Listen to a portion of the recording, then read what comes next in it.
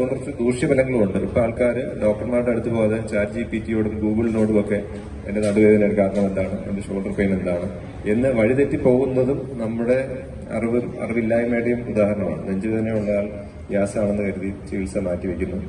അപ്പോൾ എന്റെ ഒരു ഗുരുനാഥൻ പറഞ്ഞ കാര്യം, രണ്ട് കാര്യങ്ങൾ മാത്രമേ ഞാനിപ്പോൾ പറയാൻ ഉദ്ദേശിക്കുന്നുള്ളൂ. ഒന്ന്, ഒരിക്കൽ അദ്ദേഹം എന്നോട് പറഞ്ഞു, ഒരു രോഗത്തിനുള്ള ഏറ്റവും ചീപ്പസ്റ്റ് ചികിത്സ എന്ന് പറഞ്ഞാൽ ബെസ്റ്റ് ട്രീറ്റ്മെന്റ് ആണ്. Best treatment is the cheapest treatment എന്ന് വെച്ചാൽ നമ്മളൊരു അസുഖം അതിന്റെ തുടക്കത്തിലേ വേണ്ട രീതിയിൽ ചികിത്സിച്ചാൽ നമുക്കത് അവിടെ വെച്ച് തീർക്കാം. ഓക്കെ, അപ്പൊ ബെസ്റ്റ് ആയിട്ടുള്ള ട്രീറ്റ്മെന്റ് നമ്മൾ തുടക്കത്തിൽ ഏറ്റെടുത്താൽ അത് തന്നെയാണ് ചീപ്പസ്റ്റ് ആയിട്ടുള്ള ട്രീറ്റ്മെന്റ്. അല്ല, അത് മൂർച്ഛിച്ച് വൈകി വേറൊരു സ്റ്റേജിലെത്തി നമ്മൾ ചെയ്യുമ്പോൾ അത് ചീപ്പല്ല, അത് എക്സ്പെൻസീവ് ആയി തീരുകയാണ്. അപ്പോ എനിക്ക് പറയാനുള്ളത്, ചില അസുഖങ്ങളിൽ ചികിത്സ മാറ്റി വെച്ചാൽ അസുഖം മാറില്ല. ജലദോഷം നിങ്ങൾ ചികിത്സിക്കേണ്ട, അത് തന്നെ മാറും. ചെറിയൊരു പെയിൻ, വെയിറ്റ് എടുത്തപ്പോൾ ഉള്ള ഒരു കൈമുട്ട് വേദന, അത് ചിലപ്പോൾ അത് മാറും, റെസ്റ്റ് എടുത്താൽ മാറും.